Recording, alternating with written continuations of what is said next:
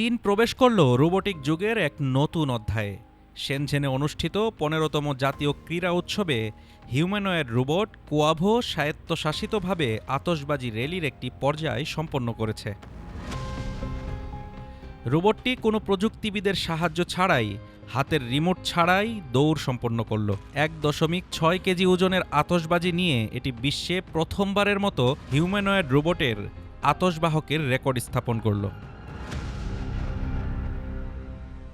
এবছরের আতশবাজি র্যালি এক নজির সৃষ্টি করেছে।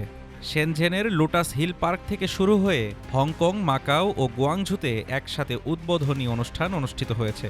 এটি প্রথমবারের মতো জাতীয় ক্রীড়া উৎসবের র্যালি, যেটি ৪টি শহর জুড়ে অনুষ্ঠিত হলো।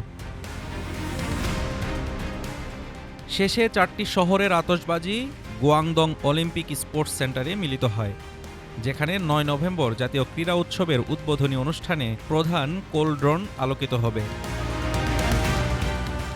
কোয়াভো রোবটের এই দৌড় শুধু চীনের নয়, পুরো বিশ্বের রোবোটিক ইতিহাসে এক নতুন অধ্যায়। Desk report, Dhaka today.